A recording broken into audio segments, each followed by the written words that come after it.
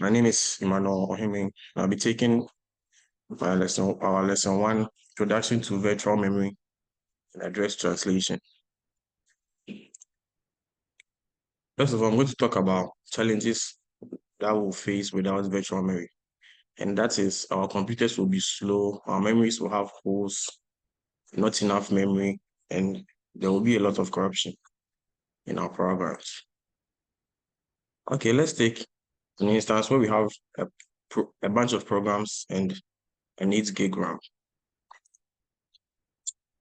If you take a look here, you'll see we have a 2 gig, a full RAM with no space left. There's a 2 gig program running over here, a 4 gig program running in the middle over here, and another 2 gig RAM program. So in the case where the two other programs that were both running 2 gig RAM have been stopped, and we only have the 4 gig left, we have 4 gig of space left in our memory. However, they are holes. They are not together. So we can't run a 4 gig RAM program, even though we have 4 gig RAM left in memory. So if you take a look here, we introduce our virtual memory as a map to be able to share the memory equally to both 4 gig RAM programs. So we can efficiently use our memory. Okay. Now let's talk about corruption, how there won't be enough space and corruption in our memory. Say we have programs 0 to 3, and there's each program needs 1 gig, maybe a gig of memory, and we have say 3 gig RAM, which is not possible, about 3 gig RAM. So program 0 takes our first space, program 1 takes our second space, program 2 takes our third space. But if we try to run a third program, instead of it finding space in RAM, it will just crash. It will crash. Nothing to it. It will just crash. To crash. So let's move on to how our virtual memory is going to change this outcome. So say we have program 0 to 3, and we try to run program 0. It will tell our computer that this program's data is in disk. So instead of it going into the RAM to search for it, it will instantly go to the disk, which will take a really long time to find and bring its address into the map or our virtual memory before it will instantly map back to the RAM. For the case of our program 1, its address is already in our virtual memory, so it will instantly go to the RAM where its data is being stored. Same for program 2, and same for program 3. Since there's no address over there, so go to the hard disk or the main disk, get its address, bring it back to the virtual memory, and it will map straight to the RAM. Okay, let's move on to how address translation works. Is basically just how I explained. However, I'll be explaining page table. The page table is a table that keeps the virtual address of the programs, and the physical address is the address of where the programs are being kept in our memory. So our virtual address is set by the ISA, the instruction set architecture, and our physical address is basically our RAM, which depends on how much RAM you have. But the virtual address size is set by the ISA. So when we have a virtual memory, our program 1 has its address over there and its physical address that maps to where the program is in RAM. So program 1 goes to the virtual memory with this address of 0, and it's mapped to an address of 2 in the physical address, so it shows that our program is being kept in the address space 2 in our RAM. Program 2 has a virtual address of 1 and 0 in the physical address, so it shows that our address inside the RAM is 0. Sorry, I have program 1 over here, but that's program 3. So program 3 has a virtual address of 2, physical address of 1. So it maps to its location in RAM. Let's move on. Now let me explain page offset. Our page offset is a part of our virtual address. It's always the same for every specific virtual memory and RAM. For our case study today, our virtual memory is 32 bits, which has 12 bits of page offset. And what our page offset does is it shows exactly where in the page or in the virtual address and the page, the physical address where our program is being kept.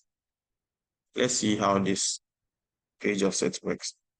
So in the case where we have our page 1 or our virtual address 1 here, our virtual address 2 here, and our virtual address 3 here, our program has a virtual address of 3 and a physical address of, say, 2.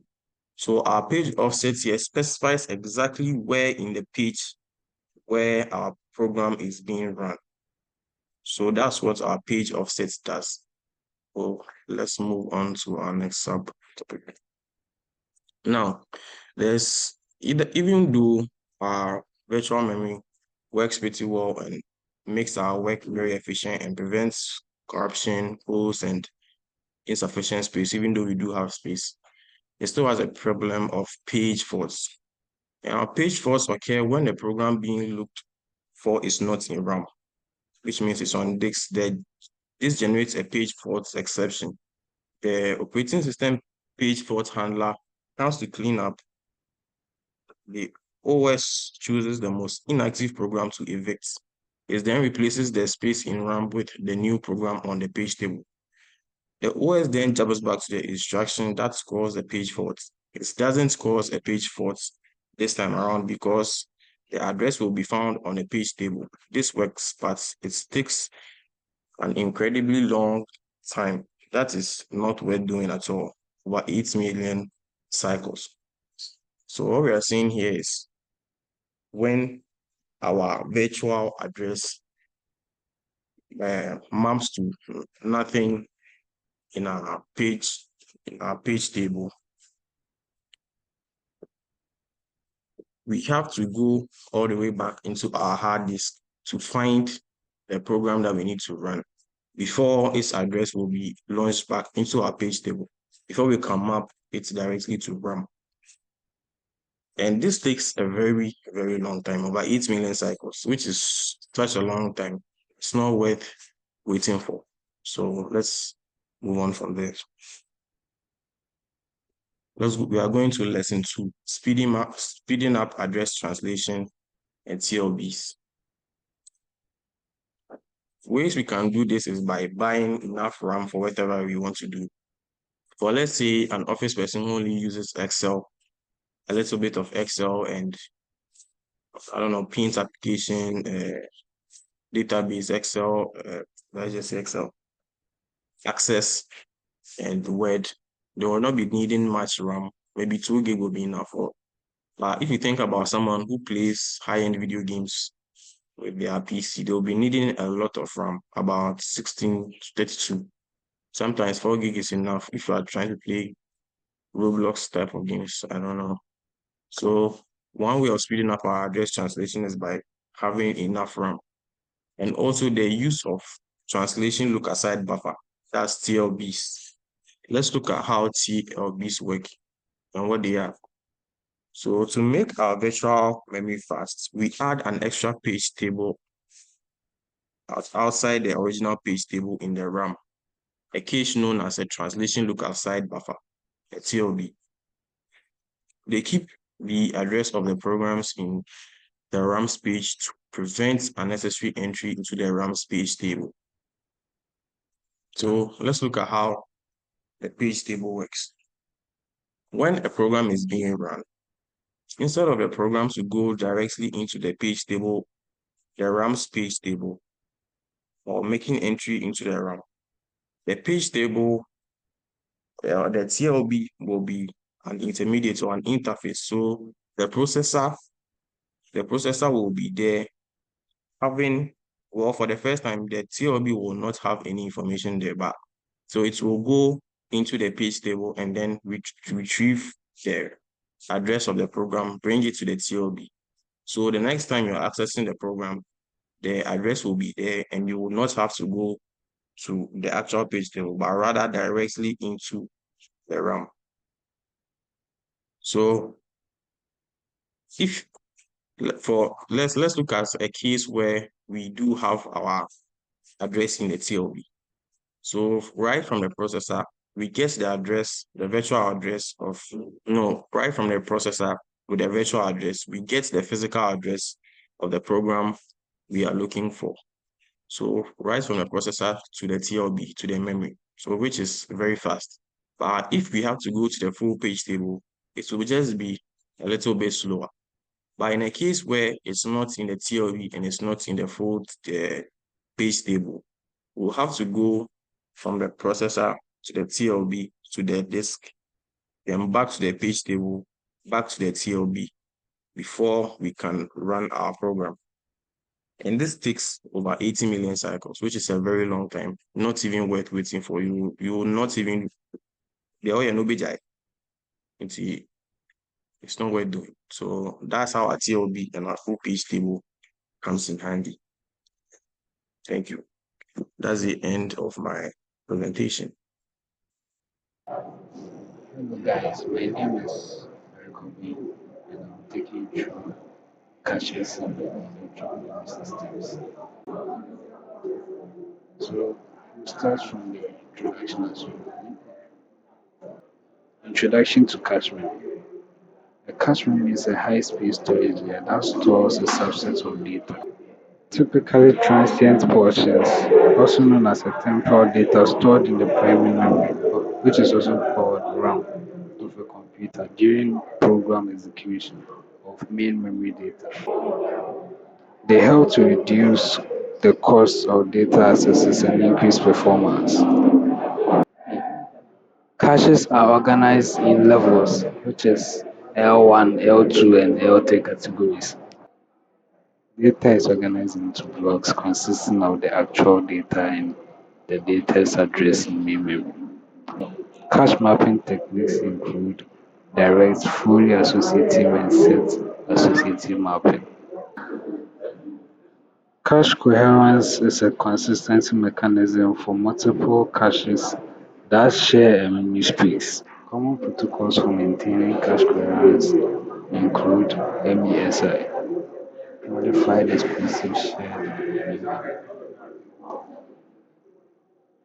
cache optimization techniques for address translation.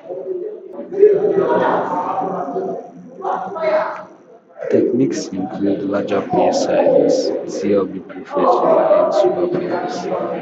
In conclusion, caches play a critical role in memory systems by reducing the time it takes to access data, by storing frequently used data closer to the processor and ensuring consistency across multiple caches. Thank you. Hi, I'm come to talk about implementing protection mechanisms in virtual memory system. This concept deal with how to prevent unauthorized access into a virtual memory system. And there are some key points to note about implementing protection mechanisms in a virtual memory system. Importance of protection mechanisms. Protection mechanisms help prevent unauthorized access and ensure data integrity. They also enable the enforcement of access restriction based on user privileges. Access control in virtual memory systems. Access control governs the permission granted to process for accessing memory. Each memory location is associated with access rights such as read, write, or execute. Access control mechanisms also ensure that processes can only access memory regions they are authorized to. Implementation of read and write protection. Read protection restricts read access to specific memory regions, and write protection also writes access to specific memory regions. Address space protection. Address space protection ensures that processors cannot access memory locations outside their allocated address space. Each process operates within its own isolated address space, preventing interference from other places or outer processes. Space protection is also crucial for maintaining system stability and preventing unauthorized access to memory. So if you listen critically, they all talk about preventing unauthorized access into a virtual memory system. That's literally what this what I'm talking about is about. Privilege levels. Privilege levels define the access rights and privileges granted to different entities in the system. Common privilege levels include user mode and kernel mode. User mode provides restricted access while kernel mode offers full system privileges. Privilege levels help separate user processes from critical system resources, enhancing system security. Thank you. So going on, we continue with multi-paging and segmentation, techniques which are used for managing the memory of a computer. So we are going to start by explaining what paging is. So paging is like the major topic under which multi-paging and segmentation fall under. And multi-paging and segmentation are techniques which are used for managing the operating system. In basic terms, those two terms are used to manage the memory from becoming full. You are managing it from becoming full. Yes, that is what they are. So I'm going to explain what paging is and then dive into multi-paging and segmentation. So paging. Paging is, as I said, a technique which manages the memory. So the RAM of a computer is very fast and programs need a lot of room to run. Thus, they run on the RAM. But then when the RAM gets full, the multi-paging comes in, or multi-paging and segmentation comes in to take some of the programs out of the RAM to other places so that there will be more space for other programs to run when it is needed. So now we are going to dive into multi-paging itself. So multi-paging, it works in terms of hierarchy or order. So multi-paging groups the programs into levels. It groups it into levels. So we can see from this line that I'm reading this line. But in the case where a program has enough pages to fill in the RAM, then the extra pages move to the next level of storage, which is usually the hard drive. By using these multiple storage levels or hierarchy, multi-level paging ensures a program always has enough room no matter how big the program is. Thus, the operating system arranges the pages at each level so that the fastest ones stay in the RAM. A real-life usage of multi-level paging is seen when you play a video game. It is because of multi-level paging which makes the image or the games run smoothly, and then the multi-level pages manages all the programs behind the scene. So as like basically as I said earlier, multi-paging just groups the programs, the excess programs, into levels, thus leaving more extra space in the RAM. So this is a table which shows how multi-level paging works. Okay, so this is for finding, there are certain terms that have to be known in terms of multi-level paging. And some we have page number and then page offset. Okay, so these calculations are, let's say maybe you are asked to find or something. You use these calculations for the calculation. or like the formulas for the calculation. So next up, we have the disadvantages and advantages of multi-level pages.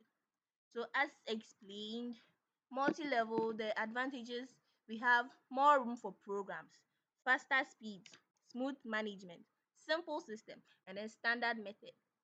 And then for the disadvantages, we have waiting for storing, storage borrowing, fragmentation fitted, swapping shuffle, and security risk. So we are moving on to some keywords that you might come across in this particular lesson. So we have page frames, fragmentation, TLB, VM, OS, and PM. So we are now moving on onto segmentation. So as multi-level paging groups into memories, segmentation just groups them into different shapes for various kinds. Like segmentation gives more control over the memory usage than paging. So segmentation actually splits the program into variable size pieces which are known as segments. And so the segments can be small or large or in any shape needed, which is very handy because program parts like images do not always have to divide themselves neatly.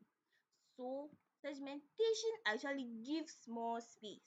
And then there's an example here which is game designers split the whole levels into chunks, and levels ahead of you are stored in other memory levels, and as soon as you proceed to those levels, the next level quickly loaded up to replace the old one.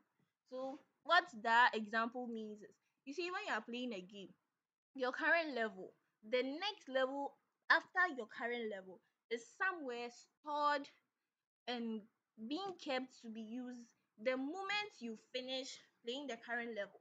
So when you finish playing it, it is quickly loaded up to replace the old one. And then the levels are mostly in the form of pictures or graphics. So they are stored, and you cannot store a graphic like store it in levels or something, as in the way multi-paging does. You have to keep it in straight form, so no, you can't keep it that way. So that's where segmentation comes in, or that's how important segmentation works, in the sense that it can keep it in any shape or any form. So we have advantages and disadvantages of segmentation. So we have programmers get to customize segment sizes. So as I said, and then large program pieces like 3D models or images can stay together rather than being broken into rigid pages. So as I said, you see, the segmentation can keep whatever you are storing as it is, any shape, anyhow. That's how it works. And then let's look at the four. Memory spaces is used very efficiently because the segments are in every shape. They can be shaped in every shape, so they can fit wherever you want them to. Now let's look at some of the advantages. Hardware and software is more complex than paging since segments aren't uniform. So that means the computer has to work more. And to explain that, you find, or let me just explain it in the sense that your computer has to work more because instead of just being arranged in this shape, now you have many shapes, like different shapes. So let's say when you want to find that particular thing you are looking for, unless you keep the shape in mind, but what if they are all having the same shape, and then you know what you are looking for, you just have to go in and then pick it. So some of some of the disadvantages of segmentation. So we are looking at general challenges of both multi-paging and segmentation. So we have moving program species between storage levels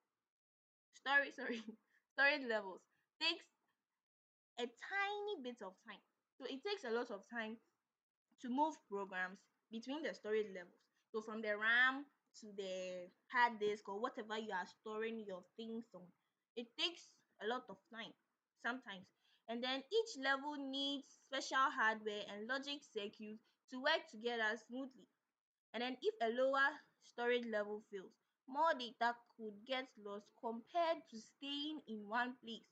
So the whole movement thing, as you are moving, you can lose something. Or let's say you see sometimes when you are copying something from one storage device to another, they can be like storage space is not sufficient or something.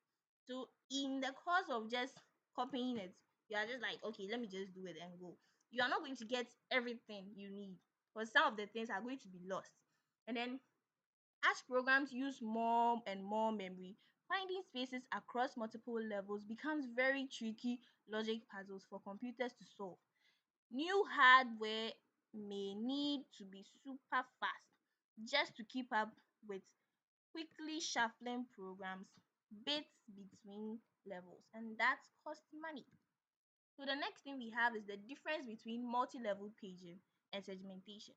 So as I've been saying, paging breaks programs into uniform fixed size, while segmentation splits them into variable size segments that can be any shape, like puzzle pieces. With paging, pages move around memory but always stay the same size. But segments can change sizes so they can fit nooks and crannies better like puzzle pieces.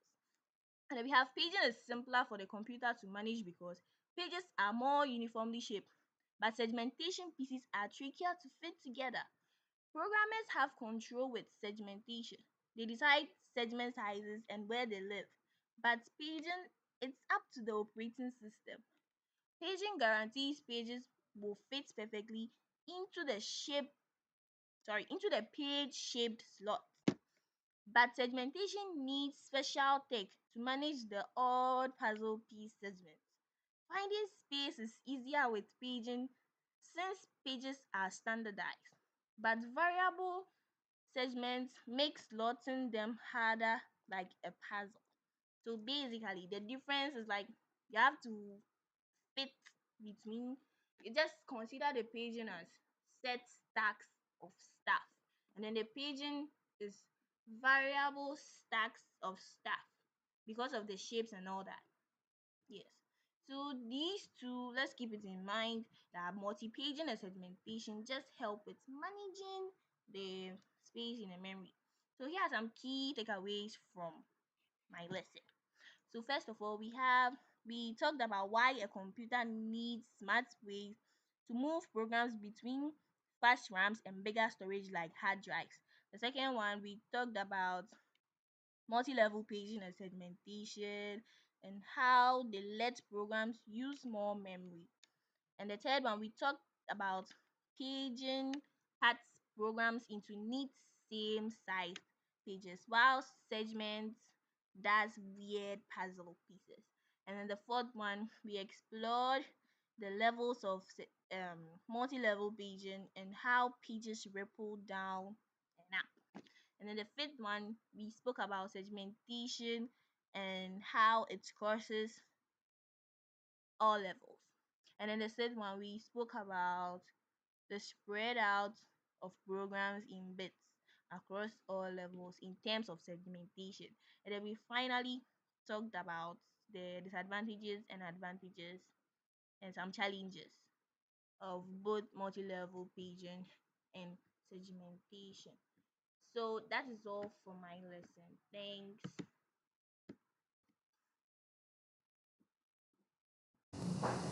I'm Reginald Ajimaiba, presenting on the topic of performance analysis and optimization of virtual memory system. This course is all about understanding and enhancing the performance of virtual memory system. 1. Understanding address translation. We will start by grasping the concept of address translation in virtual memory system. Imagine it as understanding how your computer communicates with its memory, like translating between different languages. 2. Speeding up address translation. Address translation can be slow, but fear not. We will explore techniques like translation look aside buffers and cache, which acts like quick reference guides, making translation faster. 3. Protection mechanism. Virtual memory also needs security. We will delve into the benefits and challenges of implementing protection mechanism, making sure your data is safe in the virtual world. 4.